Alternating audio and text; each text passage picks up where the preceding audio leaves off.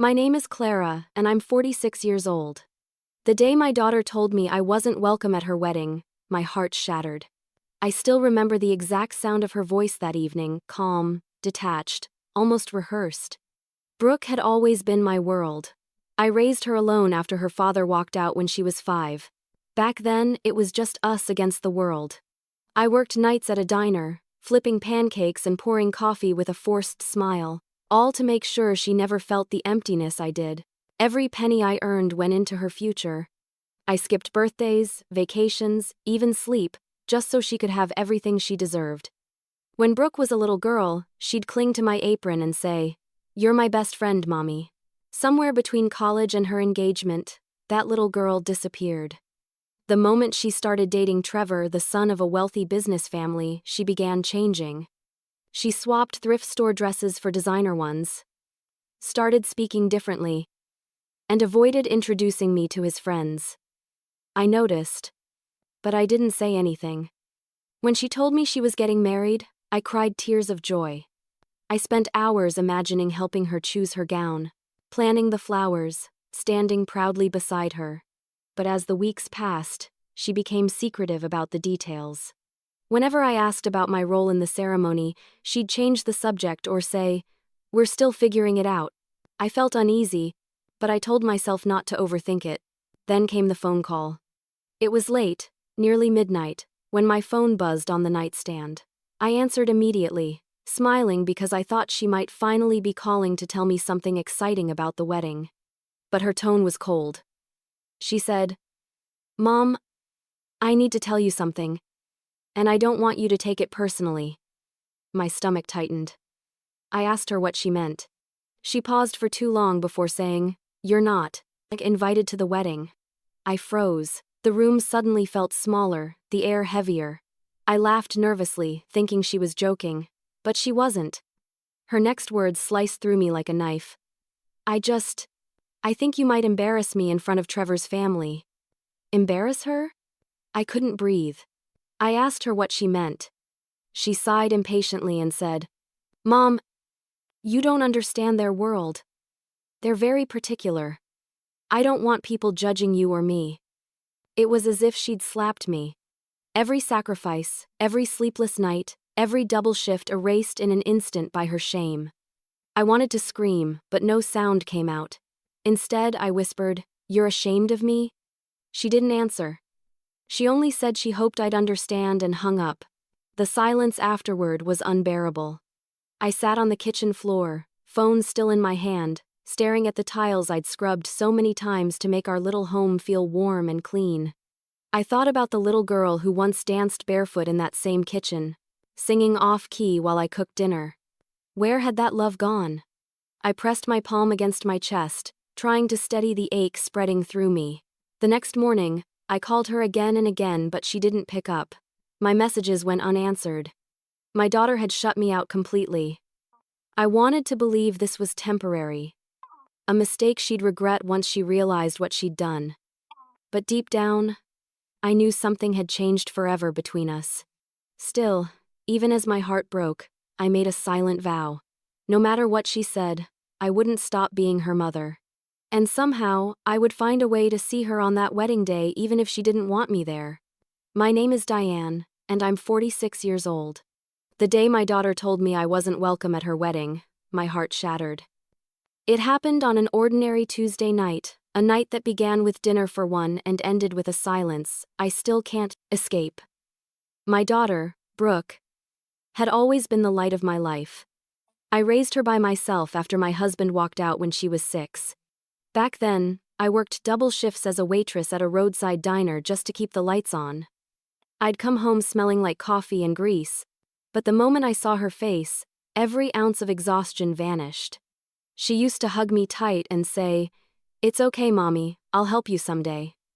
And for years, I believed her.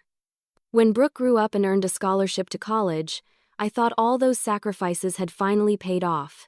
I took on extra hours, sold old jewelry, and skipped meals so she wouldn't have to worry about rent or books. Watching her succeed was my only dream. But somewhere along the way, she started to change, or maybe I just wasn't part of her world anymore. It began with little things, shorter phone calls, missed holidays, new friends I never met. Then she started dating Trevor, a polished young man from an old money family. The kind of people who wore pressed smiles and spoke like every word was measured. I could tell Brooke was trying hard to fit in, to belong. Whenever I called, she'd say, "Sorry, Mom, I'm busy with Trevor's family dinner." I told myself she was happy, and that was all that mattered. When she announced her engagement, I cried tears of joy. I thought this would be our moment, a chance to plan her wedding together, maybe even walk her down the aisle. But as the weeks passed, she became distant. Whenever I asked about the details, her dress, the venue, the guest list, she brushed me off with vague answers. "We're still deciding," she'd say, and change the subject. Then came the night that broke me. My phone rang around 9. I remember smiling when I saw her name pop up. I thought she was calling to share happy news. Instead, she said, "Mom, I need to tell you something, and please don't get upset." My heart sank before she even said the words. She continued, "You're not invited to the wedding." I froze. I thought I'd misheard her. But her tone was sharp, deliberate. I asked her why, my voice barely more than a whisper. She hesitated, then said, I don't want people judging you. You don't really fit in with Trevor's family. It's not personal, Mom. I just don't want to be embarrassed." Embarrassed. That word burned in my chest like fire. After everything I'd done, after every dream I'd built around her happiness, I was suddenly something to hide. I tried to speak, but all I could manage was, "You're ashamed of me?" She said she hoped I'd understand, and before I could respond, the line went dead. I sat in the quiet kitchen, the phone still pressed to my ear, staring at the worn linoleum floor that had seen every struggle, every tear, every memory we shared. For the first time, I felt like a stranger in my own life. That night, I cried until the sun rose. But even through the heartbreak, one thought kept echoing in my mind. No matter what she said, I wasn't going to disappear. I would be there on her wedding day even if she didn't want to see me. I couldn't believe my own daughter would say those words to me. For days after that call, I wandered through my small apartment like a ghost. My name is Monica, and I've faced heartbreak before, but nothing prepared me for being rejected by my own child. Brooke's words replayed in my mind over and over until they became a cruel echo I couldn't escape. I tried to tell myself she didn't mean it, that she was under pressure, that maybe Trevor's family had pushed her into this. But deep down, I knew the truth. She'd grown ashamed of me. It wasn't about the wedding. It was about who she'd become. I must have called her 100 times. No answer. My messages stayed unread. My voicemails unanswered. The silence was louder than any argument we'd ever had. I even drove to her house one morning, desperate for face-to-face closure. But when I rang the bell, a neatly dressed woman, Trevor's assistant, apparently opened the door and said, "I'm sorry, Miss Brooke isn't available." Then she shut the door right in my face. I sat in my car outside for nearly an hour, gripping the steering wheel until my fingers ached. I wanted to scream. I wanted to hate her. But the truth is, I couldn't. I've loved that girl since the moment I held her for the first time in the hospital, tiny, pink, and perfect. You don't stop loving your child because they hurt you. You just learn to carry that hurt quietly. My best friend Nadine came over later that week. She found me sitting on the couch surrounded by old photo albums, flipping through memories like they were someone else's life. She put a hand on my shoulder and said, "Monica, you need to go to that wedding. Even if she doesn't want you there, you have a right to see your daughter marry." At first, I told her no. I didn't want to make a scene or embarrass Brooke, but the more I thought about it, the more I realized Nadine was right. I'd spent Brooke's entire life cheering for her, protecting her, forgiving her. Why should this be any different? The next few days felt like moving through fog. I went to work, poured coffee, smiled at customers, all on autopilot. People at the diner noticed I wasn't myself. "You okay, Monica?" they'd ask, and I'd just nod. What could I say? That my daughter was ashamed of me because I don't wear pearls or drive a luxury car? Late one night, I sat by the window and stared at the moon. The wedding was less than a week away. I didn't know what I'd do yet, but I knew I couldn't stay away. Maybe I'd just stand outside, watch from a distance, and leave quietly. I didn't need to talk to her.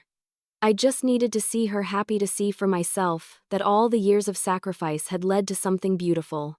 That thought gave me a strange kind of peace. I decided I wouldn't tell anyone else my plan, not even Nadine. This was something I had to do alone. As I turned off the light that night, I made a promise to myself. No matter how much it hurt, I would go. I'd see my daughter on her wedding day even if she never saw me. The morning of the wedding, I woke up before sunrise, my stomach twisted in knots. My name is Valerie, and though I hadn't been invited to my daughter Brooke's wedding, I couldn't shake the need to see her. No mother dreams of standing outside her child's happiness, but after everything that had been said, I knew I didn't belong inside those perfect glass walls. Still, I needed to be near her, to see her one more time on the most important day of her life. I dressed carefully, choosing a soft blue dress I'd sewn myself years ago for church events. It wasn't fancy, but it made me feel whole, like the version of me that existed before Brooke learned to be ashamed. I braided my hair and pinned it low, took one long look in the mirror, and whispered, "You're strong, Valerie. You can do this." Outside, the sky was barely awake, a pale gray washed with early light. I drove slowly, my old car rattling on the highway as I followed the directions to the countryside estate Brooke had chosen for her wedding. The closer I got, the more beautiful everything became: rolling hills, white fences, elegant floral arrangements lining the long driveway. It was the kind of place where dreams and money meet. I could almost hear her voice as a little girl saying, "One day, Mommy, I'll get married in a fairy tale." And she was right. She'd built her fairy tale just without me in it. I parked my car a good distance away, behind a line of trees that bordered the property. From where I stood, I could see the grand white tent and the guests arriving in polished cars, women in pastel gowns, men in black suits. I recognized none of them. Their laughter carried on the breeze, the kind of effortless joy that comes from people who've never worried about bills or broken hearts. Then I saw her. Brooke stepped out of the bridal suite, her dress shimmering like sunlight on water. She looked breathtaking, my baby girl transformed into a woman. My chest tightened, pride and sorrow twisting together. I wanted to run to her, to tell her how beautiful she looked, to hold her the way I used to when she was scared of thunderstorms. But I stayed hidden behind the hedges, my fingers pressed to my lips to keep from crying out. Through the window, I could see flashes of the ceremony preparations: Trevor pacing, his mother, Margaret, giving orders like a general, and Brooke smiling nervously as people fussed around her. She looked anxious. Her smile didn't reach her eyes. She kept glancing toward the door, almost like she was waiting for someone who hadn't arrived. For a fleeting second, I wondered if she was thinking about me. A couple nearby whispered as they passed, "I heard the bride's mother isn't coming." Something about embarrassment? They laughed softly, unaware I was right there, hearing every word. The shame stung, but the love beneath it burned brighter. I wasn't there to make a scene or prove them wrong. I was there because, despite everything, I was her mother. The music started to play faintly from the tent, signaling the beginning of the ceremony. I took a few careful steps closer, just enough to see her walk down the aisle. My heart swelled with every note. She looked radiant but fragile, like she was trying to hold herself together. Then, I saw her lean toward Trevor and whisper something quickly, her lips trembling. He frowned, glanced toward the door, and whispered back sharply. Brooke's smile faltered. Margaret gave a cold, disapproving look, and I felt my hands tremble. Something was wrong. I could feel it. As the first notes of the wedding march began, Brooke looked straight toward the entrance, and her face changed completely, as if she'd just seen a ghost. I thought maybe she was having second thoughts, but then I saw the reason for her panic. My name is Serena, and even though I wasn't supposed to be there, I couldn't take my eyes off my daughter. From my hiding place behind the garden arch, I saw Brooke freeze mid-step, her smile slipping like a mask that no longer fit. The entire room seemed to still around her. Guests murmured quietly, unsure what was happening, but I could tell from the way she glanced toward the entrance that something or someone had just arrived who wasn't part of her plan. Then I saw her, Margaret, Trevor's mother, tall, severe, and dressed in a gown that probably cost more than I made in a year.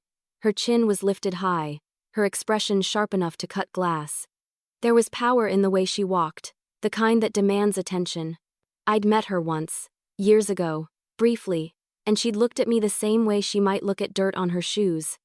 That memory alone made my stomach tighten. Margaret strode straight to Brooke, stopping just a breath away from her. I couldn't hear their words, but I didn't have to. I could read it in Brooke's face, the forced smile, the trembling hands, the way she nodded quickly and looked down. That was the same expression she used to wear when I scolded her as a child, when she'd done something wrong but didn't understand why she was in trouble. Only this time, she wasn't a little girl, and the person making her feel small wasn't her mother, it was her soon-to-be mother-in-law. I clenched my fists, fighting the urge to step out and defend her. But what right did I have now? She'd made it clear I wasn't welcome. Still, seeing her being diminished in front of her guests by someone who clearly enjoyed it sent a deep ache through my chest. The ceremony began moments later. The officiant's voice carried softly through the open doors, and everyone rose as Brooke began to walk down the aisle. Her gown sparkled in the sunlight, her veil fluttering delicately behind her. To everyone else, she looked perfect. But I saw the stiffness in her posture, the way her eyes darted nervously toward Trevor. Something was breaking inside her, even if no one else could see it. Trevor looked handsome, polished, but his expression wasn't that of a man in love. It was distant, almost impatient. Margaret watched him approvingly from her seat in the front row, her lips curling into a tight, satisfied smile. I wondered if this wedding was truly about love at all, or about power and image, about appearances that mattered more than the people inside them. The officiant began the vows, and when it was Brooke's turn to speak, her voice trembled. She stumbled over her words. Her eyes glassy with tears, she tried to blink away. Trevor leaned toward her, whispering something under his breath. Whatever he said made her shoulders stiffen. A murmur rippled through the crowd. Some smiled awkwardly. Others exchanged confused glances. I felt my throat tighten. Every instinct in me screamed to go to her, to pull her away from all of it, to tell her she didn't have to do this, that no one should make her feel so small on her own wedding day. Then came the question every ceremony holds. If anyone here objects to this union, speak now or forever hold your peace. The crowd went silent. I held my breath. I wasn't going to speak, I'd promised myself I wouldn't interfere, but before I could exhale, movement caught my eye. Someone stood up. It wasn't me. It was a woman I'd never seen before, and the look on her face made the entire room gasp. At first I thought it was a cruel joke, but the person who stood up wasn't me. My name is Camille, and in that charged moment, the sound of a single chair scraping against the floor cut through the wedding hall like thunder. The woman who rose to her feet looked furious, trembling, but determined. She wasn't dressed like the other guests, no silk, no designer clutch. Her face was flushed, her voice shaky but loud enough to echo across the hall. "This wedding can't happen," she said, pointing directly at Trevor. "He's a liar." Gasps rippled through the crowd. I felt my pulse pounding in my ears as every head turned toward her. Trevor's jaw tightened, his expression shifting from confusion to fury. Brooke blinked rapidly, her face draining of color. The woman's voice cracked, but she didn't stop. "He's been seeing my sister for months. She didn't even know he was getting married." Her words hit the room like shards of glass. People whispered. Others leaned in, phones already raised to record. Trevor's mother, Margaret, stood immediately. "This is ridiculous," she said, her voice sharp as a blade. "Security, remove her." But the woman stepped forward, tears streaking down her cheeks. "I have proof," she cried. "Messages, photos, everything." Trevor finally spoke, his voice smooth but cold. "You're crazy. I don't know you." Brooke's lips parted. Trembling. "Trevor," she whispered, "is she telling the truth?" He didn't answer. His silence told everyone what words couldn't. The air in the room grew heavy, thick with the kind of tension that comes before something breaks. I could see Brooke's breathing quicken, her hands trembling as she took a step back from him. "Please," she said, barely audible. "Tell me it's not true." Margaret's eyes darted around, realizing the guests were all watching, waiting for her to take control. "Enough of this nonsense," she snapped. "This woman is clearly unstable." But the woman wasn't backing down. "You can lie all you want. But my sister's outside," she said, her voice rising. "She's got the photos, the texts, everything he sent her just last week." The crowd erupted in gasps and whispers. A few people began to stand, uncertain if they should leave. The officiant looked horrified, clutching his notes and glancing helplessly at Brooke. Brooke's shoulders slumped as she looked at Trevor, and I could see it in her face. The truth was sinking in. Every word she'd defended him with, every moment she'd doubted me, every warning she'd ignored it, all came crashing down in one devastating instant. Trevor muttered something under his breath and turned away, but Brooke's voice stopped him. "Don't walk away from me," she shouted, her voice breaking. "Was any of this real?" He spun back around, anger flashing in his eyes. "You think you're so perfect? You never would have been anything without me." The guests gasped again. Margaret hissed his name under her breath, but it was too late. The mask had slipped. I felt my knees weaken. Watching from the back, my heart broke for Brooke, not because she'd finally seen who Trevor really was, but because she'd had to see it this way, publicly, painfully. She turned to the officiant, her makeup streaked with tears. "Stop the ceremony," she said quietly. "It's over." The officiant nodded silently, and the murmur in the crowd swelled to a low roar. Margaret rushed forward, grabbing Brooke's arm, whispering something furious in her ear. Brooke jerked away, shouting, "Don't touch me!" Then she ran straight down the aisle, past the stairs and whispers, out the grand doors into the garden. I didn't hesitate.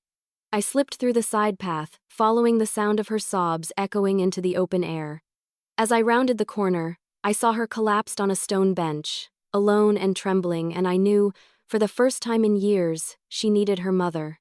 I followed Brooke out of the hall, my heart pounding. My name is Lorraine, and I didn't care who saw me anymore. The moment Brooke ran from that tent, I went after her. My heels sank into the soft grass as I followed the faint trail of her white gown through the gardens. The sky was beginning to dim, clouds thickening above the rolling hills. Somewhere behind me, voices called out in confusion, but I focused only on one sound, the sharp, uneven breaths of my daughter trying to hide her pain. I found her sitting on a stone bench near a fountain, her veil ripped, mascara streaking down her cheeks. The sight of her like that broken and alone tore through me. I hesitated for a second, not knowing whether she'd welcome me or push me away again. But instinct overpowered fear. I walked forward and said softly, "Brooke." She looked up, startled. Her eyes widened when she saw me. "What are you doing here?" she asked, her voice trembling. "I just wanted to make sure you were okay," I said, keeping my tone gentle. I stayed back. I didn't want to cause trouble. Her lips quivered. "You shouldn't have come," she whispered. "This is humiliating enough." I wanted to tell her I didn't care about humiliation, but I bit my tongue.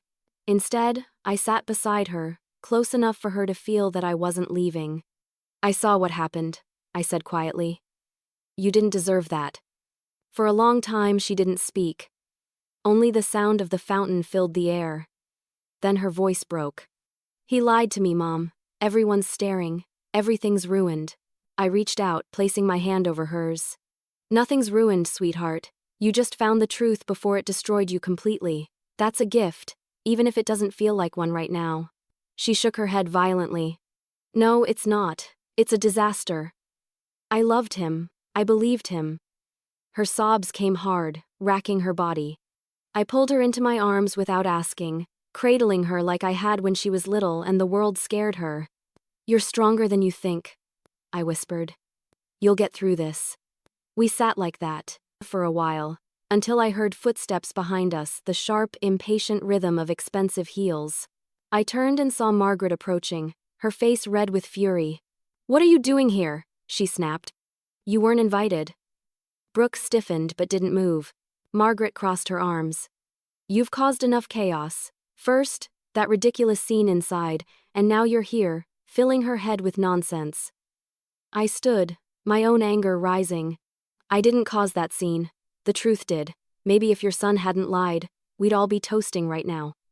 Margaret's eyes flashed. Watch your tone. You've always been a bad influence. No wonder she turned out so emotional.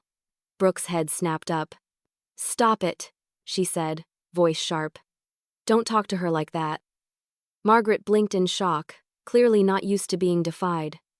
Brooke wiped her tears and stood beside me.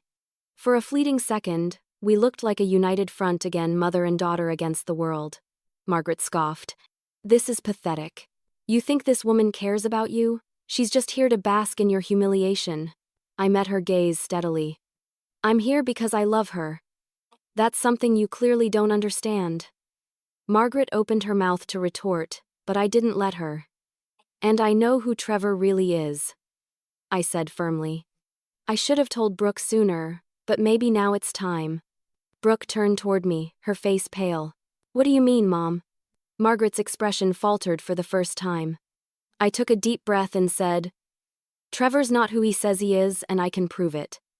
I had hoped never to reveal this, but the truth couldn't stay buried anymore. My name is Elise. And when those words left my mouth, both Brooke and Margaret froze. The air between us felt heavy, charged with something electric and dangerous.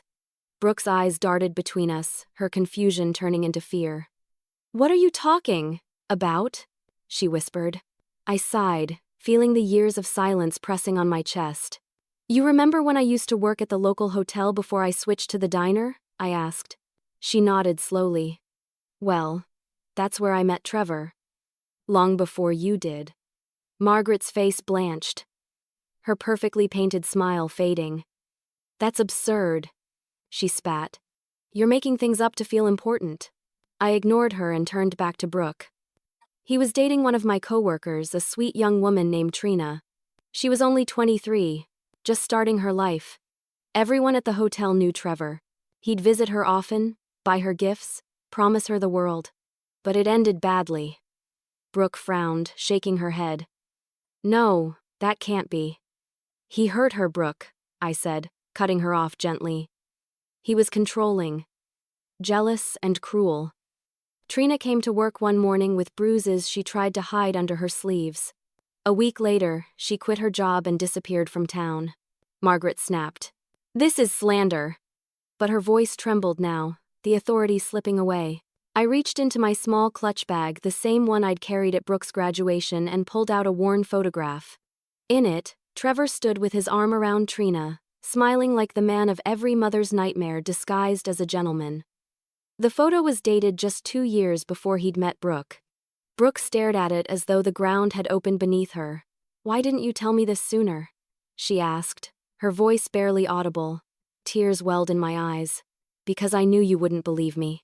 You were so happy, so certain he was the one. I didn't want to be the bitter mother who ruined her daughter's love story. But I should have warned you. I'm sorry. She took the photo, her hands trembling. This can't be true, she murmured, though her voice lacked conviction. Behind us, guests began filtering out of the tent, drawn by the tension. Murmurs rose like wind through trees as people whispered, "What's happening?" Some had seen enough to understand. Others just stared, wide-eyed. Margaret tried one last time to regain control. You think a single photograph proves anything? He's a good man. He's... Enough, Brooke snapped, her voice sharp with anger and heartbreak. Stop defending him. Margaret froze, her mouth hanging open. Brooke turned back to me, her eyes filled with tears. I ignored every warning. I thought you were jealous of my life, that you didn't understand me. But you were right. You were always right. I placed my hand on her cheek. You don't have to be sorry. Just be free. Trevor suddenly appeared from behind the guests, his face twisted in fury. You've ruined everything, he shouted, pointing at me. You just couldn't let her be happy, could you? Brooke stepped in front of me, shielding me. Don't you dare talk to her like that, she said firmly. He sneered. You'll regret this, Brooke. You and your pathetic mother. Police officers, called by one of the guests, were already approaching. The officiant stepped between us, his face pale. "I think it's best if you leave, sir," he said quietly.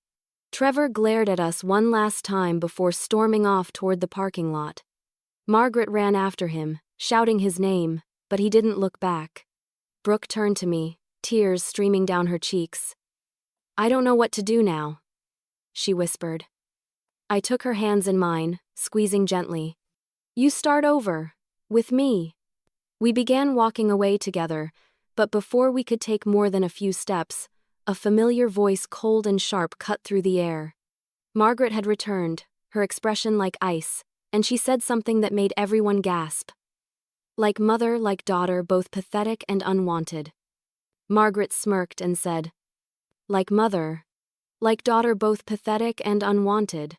My name is Janine, and I swear that moment will stay carved in my memory forever."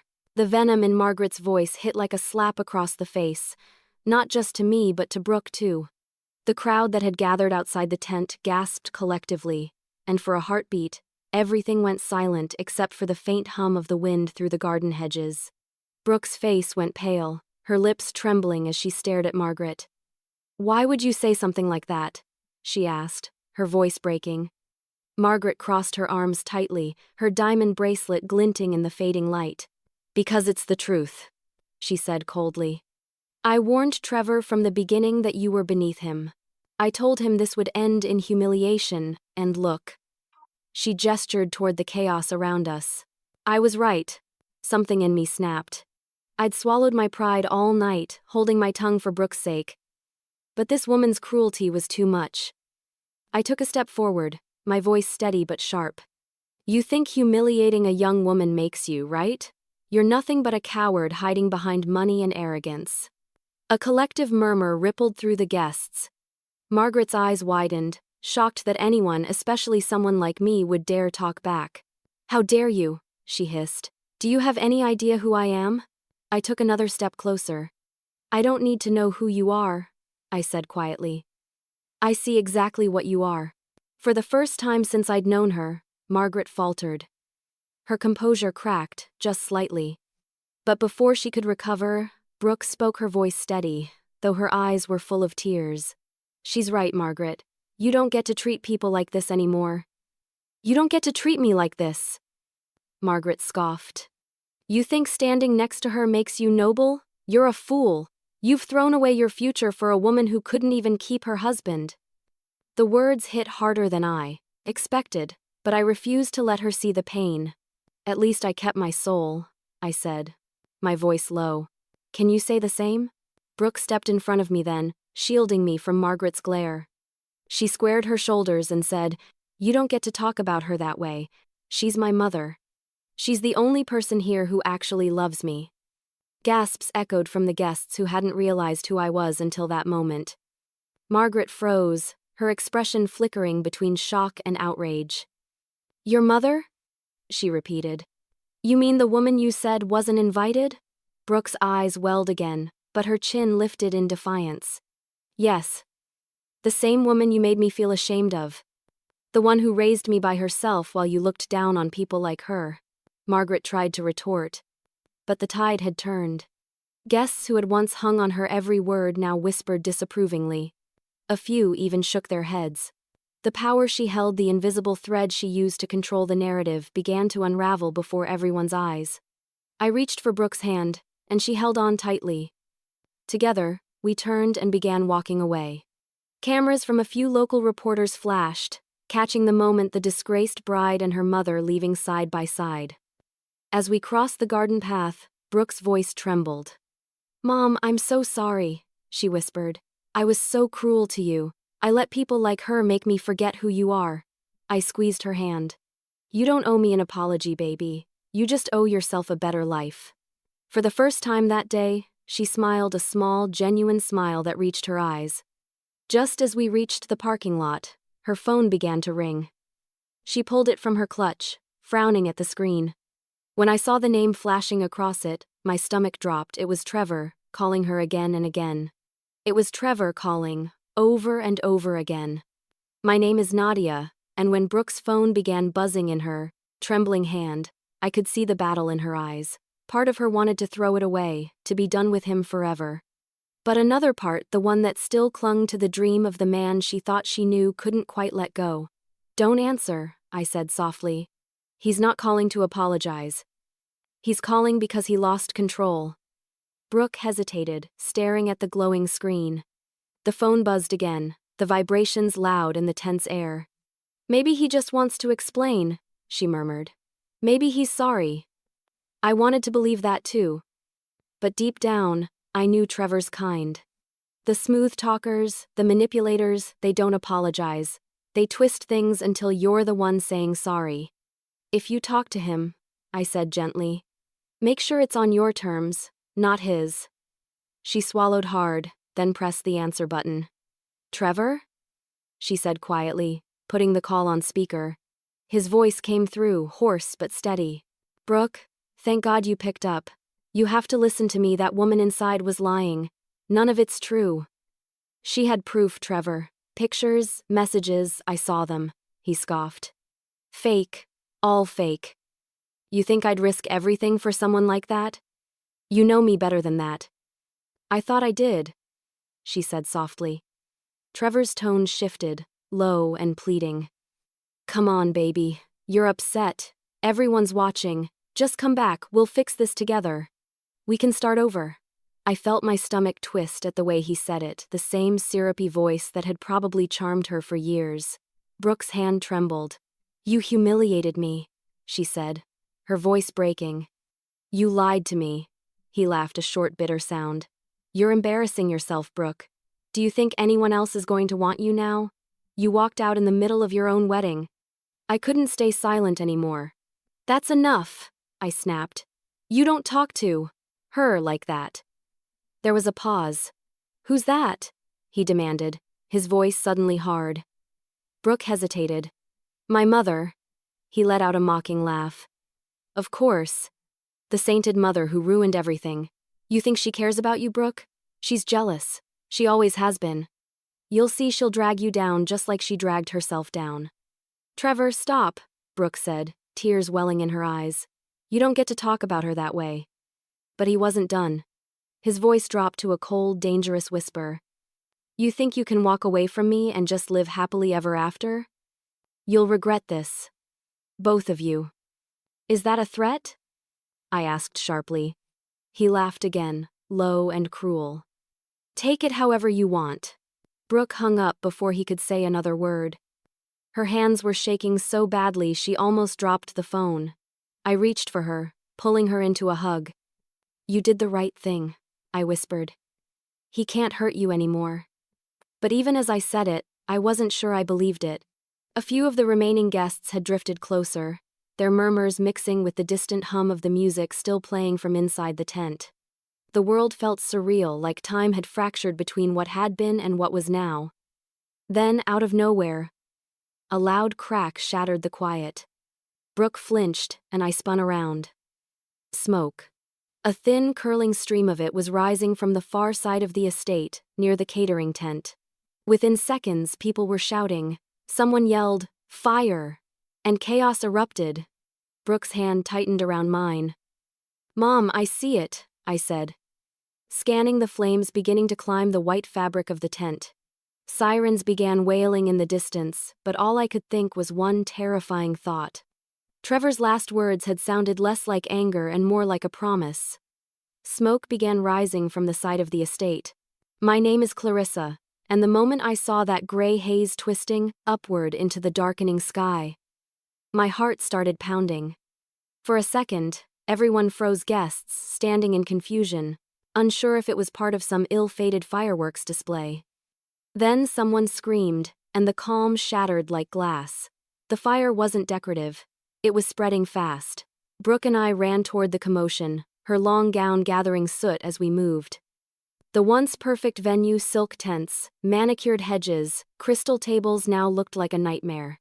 Flames licked at the catering tent, black smoke curling over the food tables. Someone shouted for help. Another yelled to call 911. I could already hear sirens wailing faintly in the distance. I grabbed a tablecloth, dipped it in the fountain nearby, and threw it over the closest flames. Brooke followed my lead, doing the same. People ran everywhere, tripping over heels and suits, but a few of us focused on keeping the fire from reaching the main marquee. My lungs burned from the smoke, my eyes watering, but adrenaline pushed me forward. A man tried to move a propane tank away from the tent, and I rushed to help. Together, we rolled it safely into the open grass. Brooke coughed beside me, her voice hoarse. "Mom, we have to get everyone back," she shouted. I nodded, waving at the crowd. "Everyone move toward the parking lot, away from the tents." Margaret stumbled out of the chaos, clutching her designer purse like a lifeline. Her face was pale, her expression wild. "Where's Trevor?" she demanded, grabbing a stranger's arm. "Where is my son?" No one answered. Amid the smoke and shouting, her voice was just another note in the discord. The firefighters arrived minutes later, though it felt like hours barking orders as they unrolled hoses and sprayed the roaring flames. The crackle of burning fabric filled the air, mingling with the hiss of water and the sobs of shaken guests.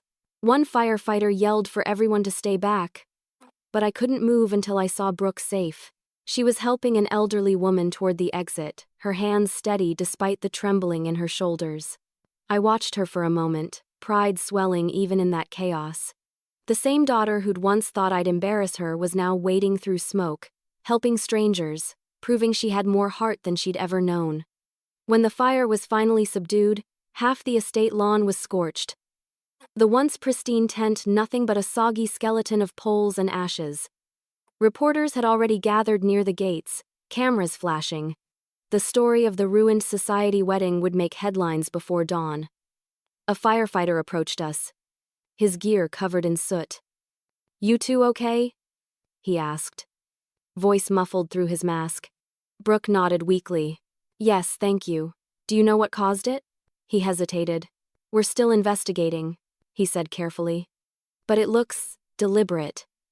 We found a lighter and some fuel residue near the catering area." Margaret overheard, gasping. "That's impossible. Who would do such a thing?" I didn't answer, but the same thought that had haunted me since the phone call screamed in my head, "Trevor." Brooke looked at me, eyes wide. She was thinking the same thing. The firefighter handed her a sealed envelope. "This was found near the altar," he said. "It has your mother's name on it." I stared at it.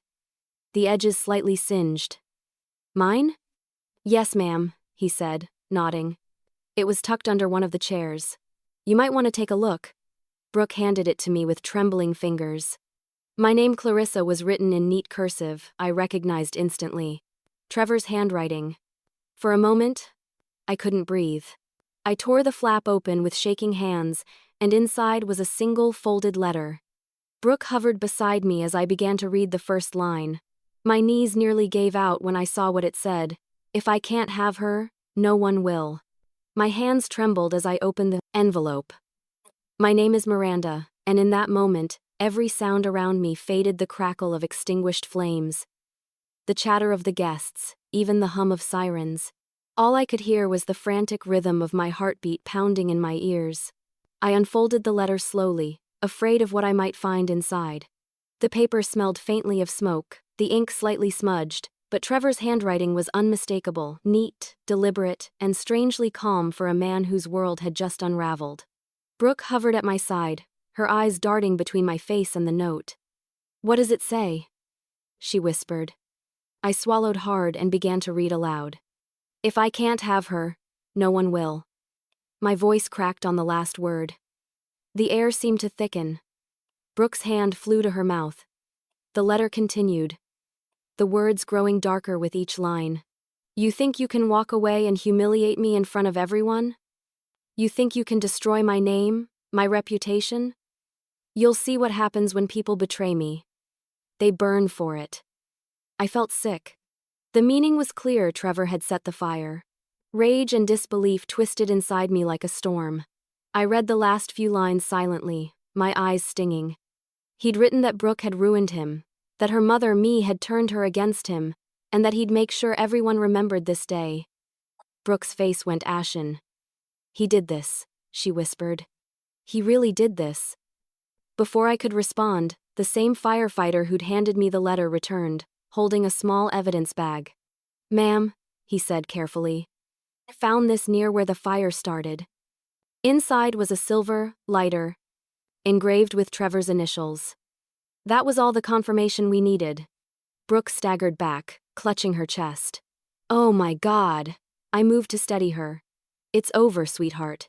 He's not getting near you again." Reporters had gathered closer now, drawn by the drama unfolding. Before their lenses, flashing cameras lit up the smoky dusk. I turned my body slightly to shield Brooke from them. She didn't deserve to have her pain paraded for the world to see. The firefighter gave me a sympathetic look. "We've already called the police. They'll take your statements soon." I nodded numbly, still clutching the letter. My hands were trembling so badly that the paper rustled audibly. Brooke's voice was barely a whisper. "I thought he loved me. I thought I knew him." I really looked at her, and for the first time since she was a child, I saw my little girl again. Scared and broken, but still so full of light. "You can't blame yourself," I told her softly. "He fooled everyone, even me, and I only had to see him once to believe he cared about you." She started crying, her tears mixing with the soot on her cheeks. I pulled her into my arms, holding her tight. "You're safe now," I whispered, though I wasn't sure I believed it yet. When she finally pulled away, her eyes were red but fierce. "No more running. I want to face him. I want him to see I'm not afraid." Before I could answer, a voice called out from behind the crowd, "They've got him." We turned.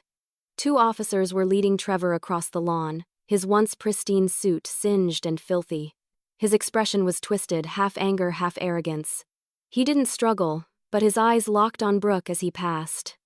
"You'll regret this," he said quietly, his voice laced with venom.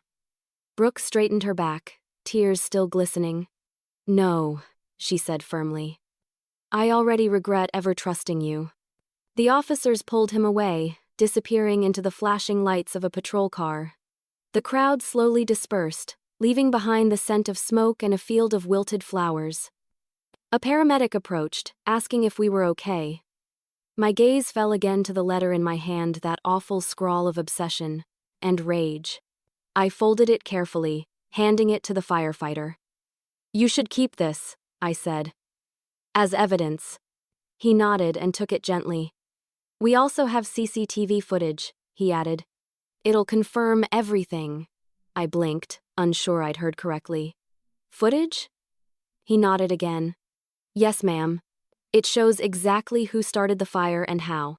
As he walked away to retrieve it, Brooke gripped my arm, her voice shaking. "Mom, what if it shows something worse?" Everyone gathered around as the footage played on the firefighter's tablet.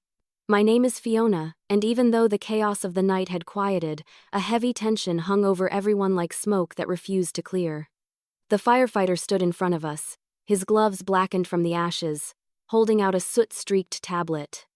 A half-circle of guests, what was left of them, pressed closer, their faces pale, anxious, and curious. Brooke gripped my arm so tightly it hurt. The firefighter tapped the screen, and the footage began.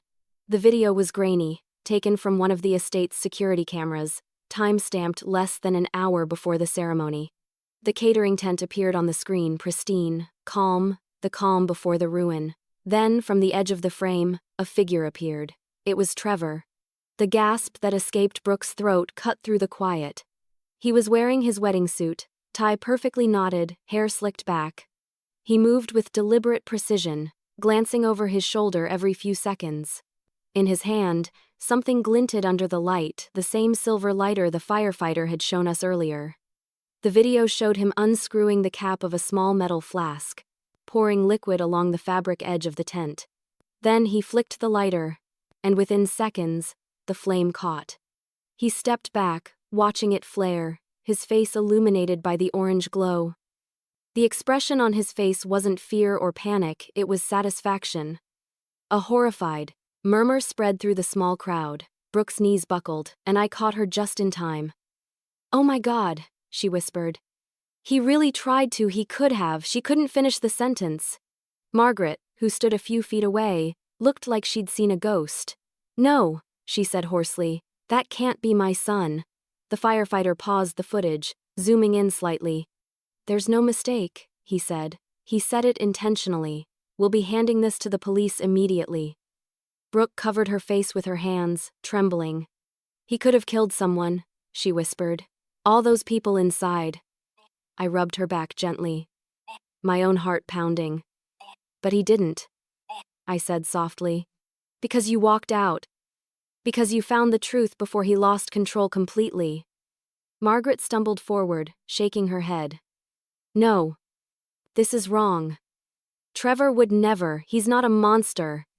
But her voice cracked on the word monster, and she sank to her knees on the grass sobbing. No one went to her. The same people who had once hung on her every word now turned away, whispering to each other about how blind she'd been. A police officer approached and spoke quietly with the firefighter before turning to us.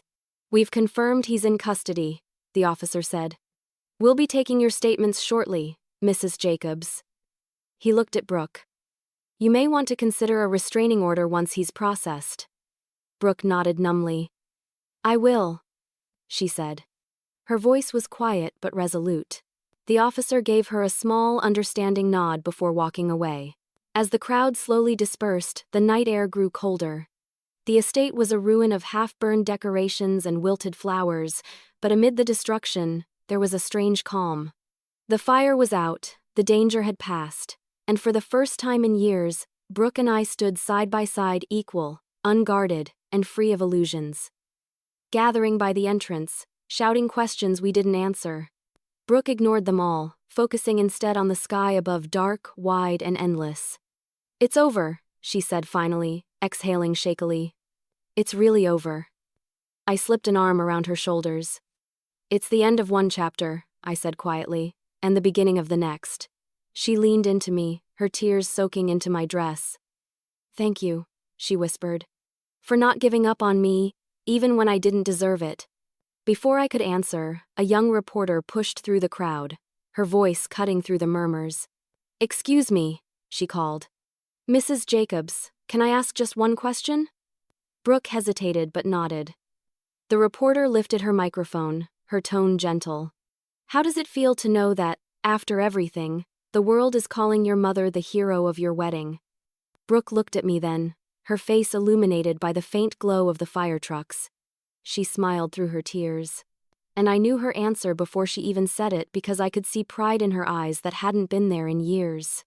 "Mrs. Jacobs, how does it feel to be called the hero of your daughter's wedding?" My name is Renee, and for a second I didn't know how to respond. The word hero felt too heavy, too grand for a woman who had spent most of her life trying to keep the lights on and her heart from breaking. I wasn't anyone's hero, I was just a mother who refused to stop loving her child. But before I could find the words, Brooke squeezed my hand and stepped forward. "She is," Brooke said, her voice steady but full of emotion. "My mother is the real hero of today."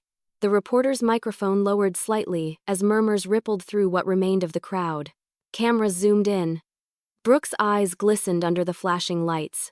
But this time, the tears weren't from shame, they were from gratitude. Everything I thought was important. The perfect dress, the perfect man, the perfect wedding, none of it mattered, she said, her voice trembling. The only thing that ever mattered was the person who stood by me, even when I turned my back on her. My throat tightened. I didn't expect her to defend me in public, not after everything we'd been through. But she wasn't just defending me, she was reclaiming our bond. She turned to face me fully. "Mom," she said softly, but loud enough for everyone to hear. "I'm so sorry. I let other people make me feel ashamed of where I came from. I let them convince me that your love wasn't enough, that your sacrifices were something to hide, but I see it now. You were the only one who ever truly loved me for me." I could barely hold back my tears. "You don't have to apologize," I whispered. "You just have to live better than yesterday." She smiled faintly, wiping her cheeks. "I will. And I want to make it up to you, not just with words." A few of the guests, still lingering on the sidelines, began to clap. One person shouted, and the tension that had weighed on the day finally began to ease. Even some of the firefighters, exhausted but curious, smiled quietly at the scene. Brooke turned back to the reporter. "There's no wedding anymore," she said, her tone resolute. "But we're going to make today mean something good. All the decorations, all the food that wasn't ruined, we're donating it to the local women's shelter." The crowd reacted with surprised gasps, then more applause. I blinked at her, speechless. "You don't have to." "I want to," she interrupted gently, "because you taught me that love isn't about pretending to be perfect. It's about helping people, standing tall after falling down, and forgiving the ones who hurt you." I didn't even realize I was crying until she hugged me a full, unrestrained embrace like she hadn't given me in years. Around us, cameras clicked. But for once, I didn't care who was watching. When we finally pulled away, the reporter lowered her microphone, smiling softly. "Thank you both," she said. "People need to hear stories like this." As the crowd began to disperse, the last of the fire trucks pulled away, leaving only the faint smell of smoke and the glow of the moon over the charred estate. Brooke and I sat down together on the stone steps, our dresses torn, our hair a mess, but both of us laughing through tears. "Do you remember when I used to tell you I wanted a fairy tale wedding?" she asked, resting her head on my shoulder. I laughed quietly. "Oh, I remember. Well," she said, smiling faintly, "it wasn't the fairy tale I expected. But I think I got something better." I kissed the top of her head. "You did. You got your truth back." The night was calm now, the chaos replaced by a deep peace.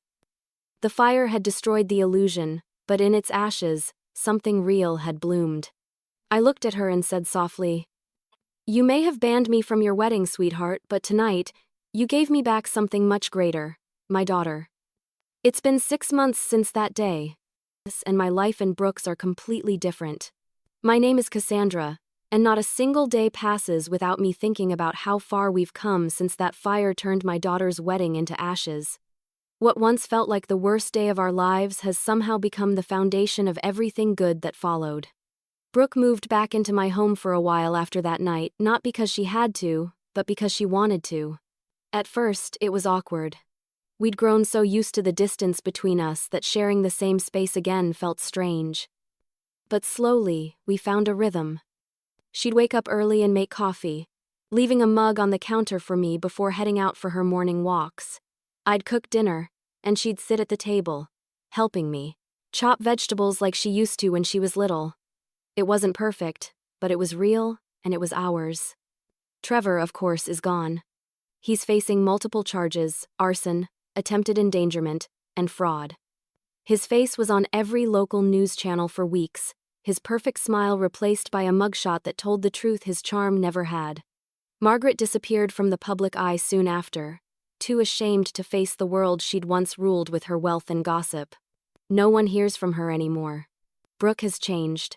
The timid, approval-seeking girl is gone. She started therapy, joined a local outreach program that supports women leaving abusive relationships, and even volunteers at the community center on weekends. Sometimes I catch her speaking to young women who remind me of her younger self, kind, bright, but afraid to stand tall. Watching her help others find their voices fills me with a pride so deep it's almost overwhelming. As for me, I made some changes too. I left the diner after 15 years of late nights and aching feet. Nadine, my loyal, unstoppable best friend, convinced me to start a small catering business. "You're already feeding the whole town one plate at a time," she said. "You might as well get paid what you're worth." So we did it together. Now, our little company, Kindred Kitchen, caters weddings, charity events, and local fundraisers. We don't charge full price for community events, and Brooke handles all the marketing and design. She even built us a website and manages the social media, posting photos of every dish with captions like, "Made with heart by my hero mom." The first time I saw one of those posts, I cried right there in the middle of the kitchen. The people who once looked down on me now smile and greet me warmly when they see me in town. Some even tell me they read about our story online. "You're an inspiration," one woman told me at the farmer's market last week. I just smiled and said, "I'm a mother. That's all." Brooke and I talk about that night sometimes, not to relive the pain, but to remember how it changed us. She says she's thankful for it. In a way, that fire burned away everything fake, she told me once. It left only the truth. I understood exactly what she meant. We've started planning a trip, just the two of us, to the mountains next spring. No phones, no noise, no expectations. Just time together, making new memories untethered from the past. Last week, she surprised me with a gift, a simple gold bracelet engraved with 3 words, "My forever hero." When I saw it, I couldn't hold back the tears. She smiled, hugging me tight. "You were never the embarrassment, Mom," she whispered. "You were always the example." That night, after she went to bed, I sat by the window and looked at the stars the same way I had the night she told me I wasn't welcome at her wedding. But this time, my heart was light. I'm no longer the woman my daughter once hid from the world. I'm the mother she proudly stands beside, and that, more than anything, is my happy ending.